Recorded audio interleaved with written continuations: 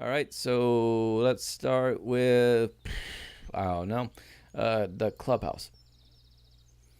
It feels like I've gone through many things today. Them all, uh, what, sorry, excuse me. Thus, approaching the clubhouse, I've forgotten to think about how awkward it must be to me to look for sugar there. Or to walk in on them building a sex spot. I'm just saying you guys might want to start small. I come from the future. There's something called a fleshlight. Build that first, then you can build any kind of robot to go with it you want. Just saying, start small. Don't go for the full-on furry right away. Shuriken and Electronic was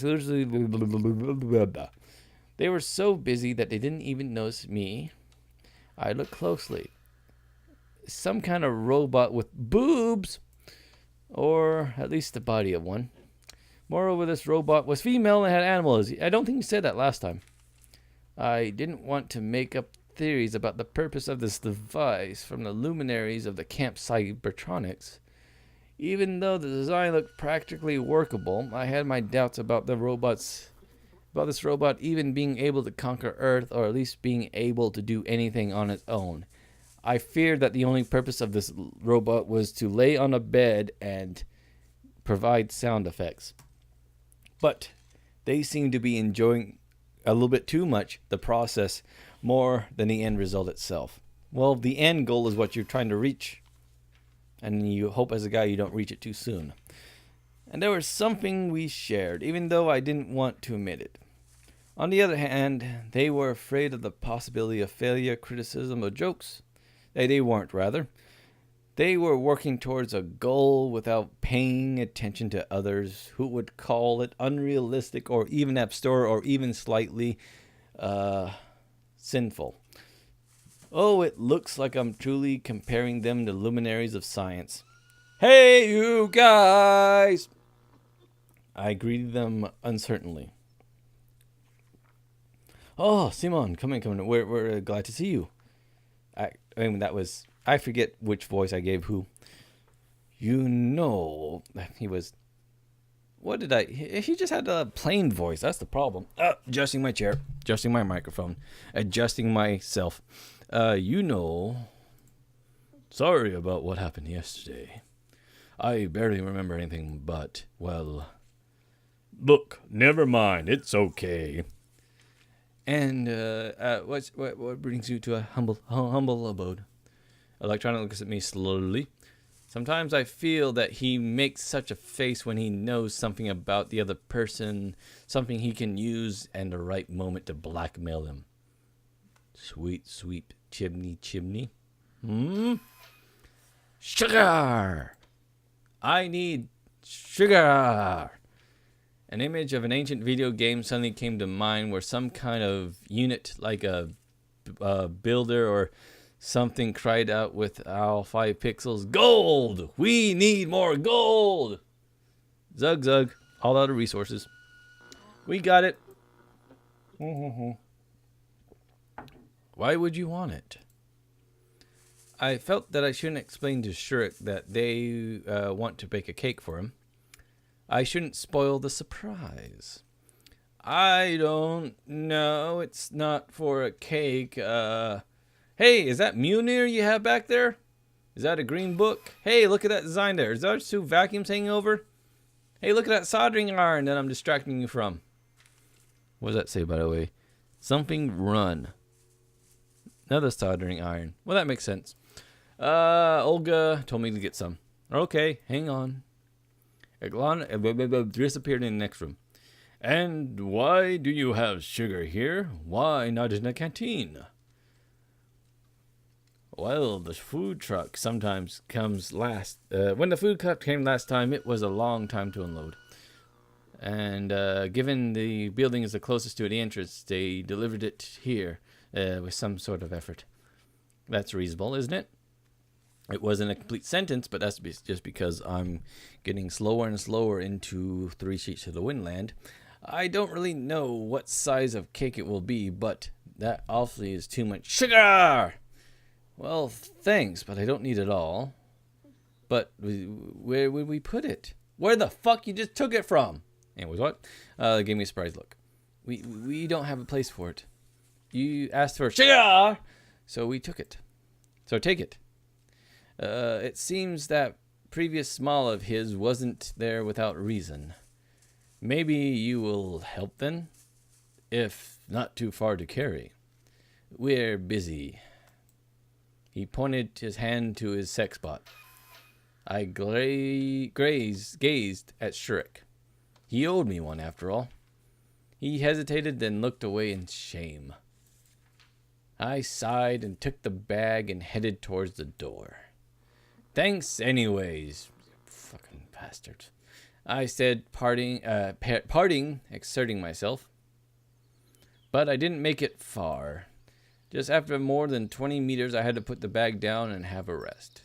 I had no idea how much it weighed, but it felt like more than 20 kilos of cocaine. I mean, sugar. Sugar! On one hand, it's just 200 meters to the canteen. On the other hand, such a distance with this payload on my shoulder, or alternately in my hands, legs, underarm, or even on my head, looked impossible for me to cover. As I resigned myself to move in minor spurts with prolonged pauses between them so I can get there by night at least, I heard a voice behind me. Welcome to hell. What? Maybe I could help you? It's always Lena. I thought at some point it would be the girl we were after, but it's always Lena. That's surprising. It was Lena in front of me. I didn't know if I could run, blah, blah, blah. Handcart. We've all done this before, so there's nothing new. I thought at least this would be Sylvia, and it'd be something new, but... Oh, sorry, I clicked that there. But no, it's the same routine of us getting the sugar... And I imagine the yeast and everything's going to be the same, right? Where we get the booze instead from the infirmary. All right, let's see if it's the same. I went to the infirmary a little too often. Well, I didn't go there the third time, and damn it if the nurse won't put out for me. I sighed and knocked on the door. Come in, the nurse said with a trace of a sing-song accent. Good afternoon. Olga sent me to get some. I hesitated slightly. Yeast? Ah, yes, sure. She gave me a broad smile. Just that I don't have any. Pioneer. How so? She said that, well, I had some, but there's now none left. I don't even bother asking why she had it in the first place. Well, don't worry. You can have some aspirin, for example, or I can give you some other special treatment. Anyways, that could... Where do I get it then? I sighed. Take this. She opened up her lab coat bottle. I took a closer look. It was beer. What's the matter? Beer is also a fermented product. Drink it. We could have fun. She gave me a deep gaze. Nobody will even notice. She had a point, but even just looking at this looked so grotesque to me that I couldn't find any way to say, "Are you sure?" Absolutely. Okay then. The bottle clearly wouldn't fit in my pocket or my shorts, so I just shoved it in my crotch. Well then, thanks. I mumbled slyly and left the infirmary.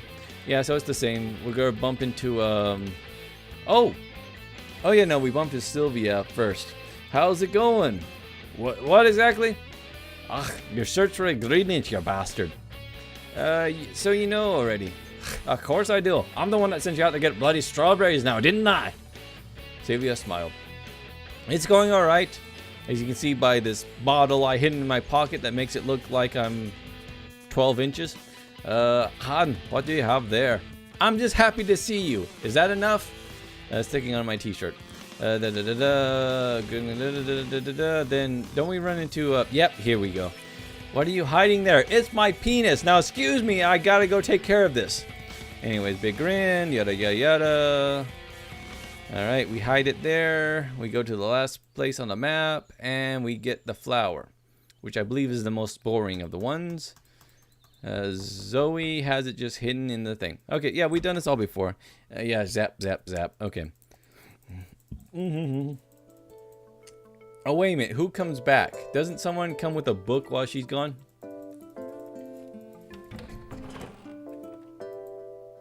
I'll deal with it. Yada, yada, yada. Is it Lena that comes back? Ah, Alice. Alice comes back. She has a book. And I believe it doesn't matter what we do. It doesn't affect our Sylvia run. What kind of book do you read? She's shy about it. Oh, look at that puppy dog face. She does want us to know she's an intellectual. Try to snatch. Stay on guard. Let her just put the book back. We're just getting a bag of flour. No one gets hurt. Xena looks at us and Zoe rather, and we have the cake. Okay. The day comes, end of the cake. I'd rather lying down, closing my eyes, getting some deep sleep, but I just couldn't let Olga down. Indeed, after all that trouble I've gone through, I even felt personally responsible for success of this event. Hey, Gendo. Coming to the square, I stopped for a moment to catch my breath. It wasn't that the cart was that heavy. It ran smoothly, without any noticeable effort required. It's just that any physical exertion caused me pain. Both physical and mental. It's been a long day without you, my friend, and I'll tell you all about it when I see you again. It's been a long day without you, my friend. I'm out of whiskey again. Whoa! Anyways, I sat down on a bench and closed my eyes for a moment. What's that? I didn't really give a damn who it was. Probably just a fine fellow pioneer girl taking an interest in my penis. What are you talking about? I asked her tiredly. She didn't reply. These are ingredients we got for a cake they're making for one of the pioneers. Do you like cakes? I don't know. What, you never tried cake? I don't know. Obviously, the girl didn't get what I was talking about, but it didn't surprise me at the moment. I really wasn't interested in the conversation. I was so tired that I had zero intention to classifying the external distractions and tagging them as either common or uncommon. I see. Come down to the canteen later and have a bite. Really? Yeah, really. And what are they made of? What? I asked indifferently. These cakes. Well, some flour, some sugar, various fillings. Now, that's a strange question. Doesn't she even know what cakes? She didn't know what cakes were, so don't be surprised that she doesn't know what cakes are made of. And you have it all here? Well, sort of. And sugar! Sorry. And sugar! Could you lend me a little? What, a cup of sugar? What are you, my neighbor? What for? I thought it was over the top. Suddenly, a gust of wind made me grab my cart instinctively and open my eyes. However, no one was there. Am I daydreaming? I noticed, though, the sugar stack was untied and a small heap was poured out. Could it be that she snatched by the wind and ran away? Oh, scared by the wind. Having fixed the sack, I got up to the bench and continued. Okay, I wanted to go through that because last time I thought it was different, but that seemed to be the same as it was last time. So, and I believe that's probably the cat girl, which I'm getting the feeling she's the ultimate ending or the penultimate ending. So, second to last ending. There wasn't a single person near the canteen. No wonder, dinner was still an hour away. I brought the handcart to the rear exit and handed the foodstuff to the camp cook.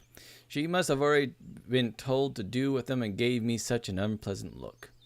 I'm not sure how long it takes to bake a cake, but it seemed like she had to hurry. An hour? Well, if you eat first, so say another hour, 2 hours, yeah, you could cook a cake in that time. I just wanted to relax for remaining time up until dinner. In short, I was so tired that I just sat down on the steps and waited. My eyes closed themselves. I guess I got so tired throughout the day that I didn't even notice how someone came up to me until they patted me on the shoulder. Hi! Miku was standing before me. Yeah? I didn't even need a mirror to imagine the expression of the pissed off look on my face. Oh, excuse me. I didn't mean to interrupt you, but you look so cute. I want to let you know the cake is ready and dinner's ready. I didn't want you to sleep past it or get pooped on the bus, but it's hanging above you. I just wanted to let you know because I'd be horrible if someone let me slip here. I mean, I'd be pissed and just have to tell them how they weren't a good friend anyway. So you're awake now? No problem. I was just sitting here. Ah, all right then. Miku beamed a smile. I was just coming to dinner, and I thought that this time that appeared to me that it was too early. But then I started to check in, and maybe it's just not me, I'm mistaken. But the cook is, well, your clock's not mistaken. And I said cook, didn't I? Because I couldn't read. That's because I didn't learn how to read at a young age. She seemed to be ultimately confused and felt silent. It's still about a half an hour before dinner. Now, do you mind? Oh, that's great. Then I'll sit here and wait with you. Do you mind? Frankly speaking, I do mind. You know, I have some matters to attend to. Left my oven on in my underground basement in the bathroom. See ya!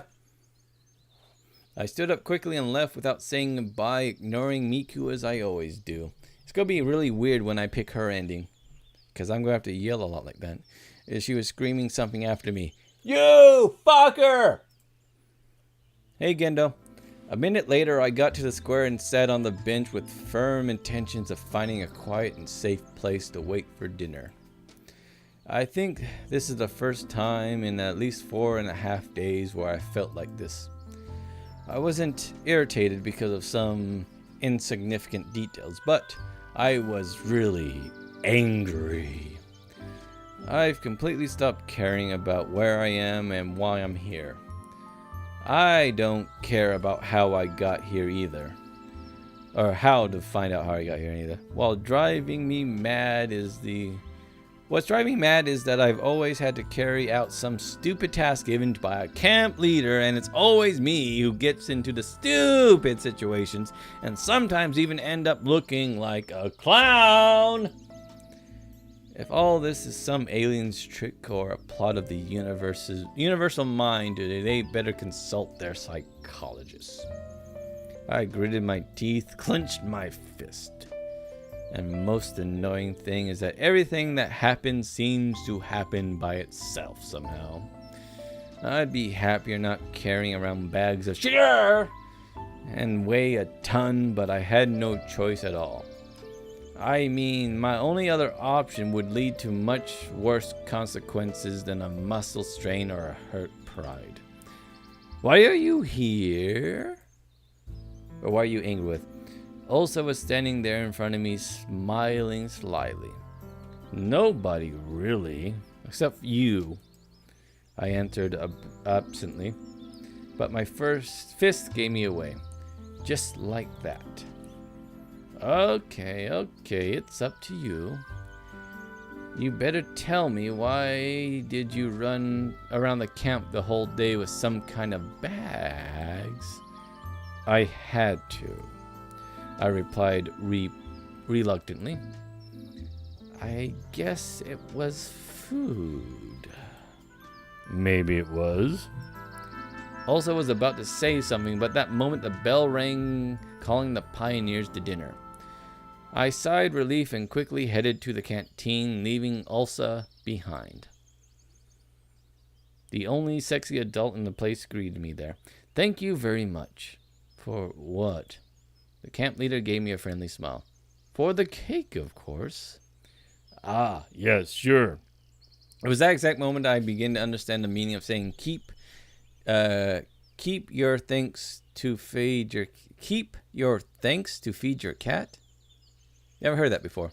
Even though this is my third time playing the game, I'm pretty sure I heard it 2 times before. You didn't tell anyone. This ought to be a surprise. Yeah. I just painted a giant poster outside the Gendo statue. That's my boy. And now, off to dinner with you. Shoo shoo. Olga waved her hand, pointing towards the canteen. I stepped through the doorway slowly and stared to look for a free place. It turned out there was plenty today, so I got a chance to eat all by myself. There was fish with mashed potatoes for dinner. What misfortune once again. I be left hungry, except for the cake. And didn't we have fish for lunch? Yes, again, they reheat stuff. They're on a budget, you bastard. You try feeding all these kids with the little money they get. Is it fish only today? It might be a Friday? Is it that the Catholics do that? I don't know. And good night. Having pushed my place with fried sea dweller away, I laid my head on my table and closed my eyes. But soon someone came up to the table. Hey, ya doing all right, you bastard? I'm fine, I replied without changing my position. Just tired now, are ya? Yeah, just a little. That's bad. Sylvia said it seriously. You gotta remember that we're going for a hike after dinner, don't ya? Have you prepared everything? What? Where? When? Who? What bastard do I have to kill to not do that? I opened my eyes and lifted my head instantly. Mina was standing next to Sylvia. The hike. She was surprised. Don't you know, you idiot? No. I put my head on the table and covered it with my hands. If only I could sink into the ground right away. The girls remained silent. I was left alone with my thoughts for some time, and that was fine by me. Maybe I could have sat there until the end of dinner time, but the strong voice of Olga was heard from the opposite end of the canteen. Guys, time to celebrate the miraculous rescue of our friend and comrade, Serduk. We baked a cake for you all. I lifted my head idly and looked towards the camp leader, but couldn't see anything beyond the pioneers' backs. Oh, backs. I was looking here. Everyone disappeared, yeah. Didn't notice that. A second, just a second. And nothing about me? Nothing about rescuing Sherrick, me, and Sylvia? Ingredients of the cake. As if how it ought to be. Well, it would be wrong to expect anything else from our camp leader. Ugh, let's go, you selfish bastard. Or we won't get our share. Sylvia smiled. Yeah, let's go. Lena agreed. Sure. I got up reluctantly and tagged along behind the two girls. We approached the crowd of pioneers. Olga was just putting the cake in the center of the table. And now, this picture again. Boom, sexy Lena. Look at all this. Ha ha. No one gets to eat. The camp leader wasn't able to finish when Ulsa rushed out in the pioneer crowd and dived into the cake. She managed to nibble a few bites before she was pulled away. Either that or it looks like a penetration. She was kicking and screaming.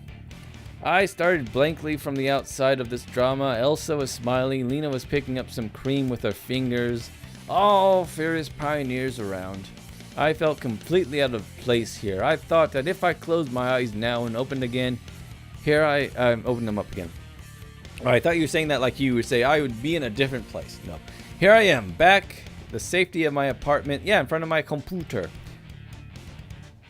How do your eyes close when you're right here? Anyways, I blinked, but nothing changed. Only the noise of confusion became sharper. Angry Olga. Ulsa, that's my limit. Get the chainsaw! Well, in fact, behaving like that is a bit over the top, even for her.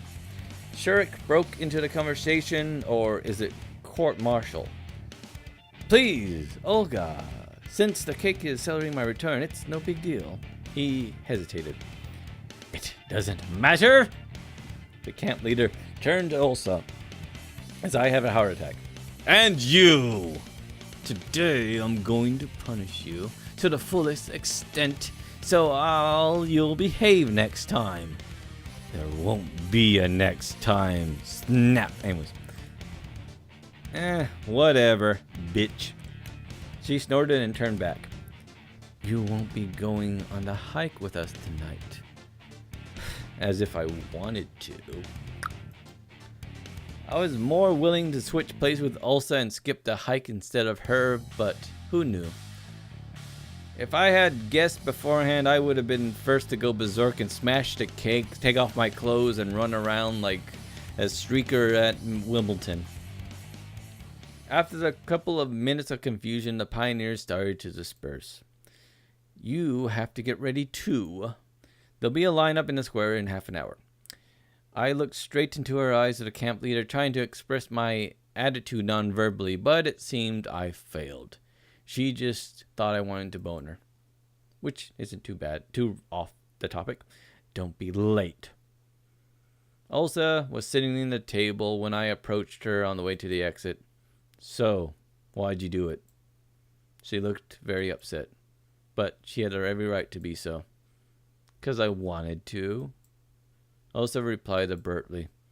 So, you're happy now? Of course I am. And you? Good luck with the hike. She smiled mischievously, sparring up and rushed out of the canteen. So I wonder when we do her path, do we end up staying behind? Probably. Well, a little bit of luck wouldn't hurt. Actually, you know what else wouldn't hurt? Me refilling my whiskey. Be back. Talk among yourselves.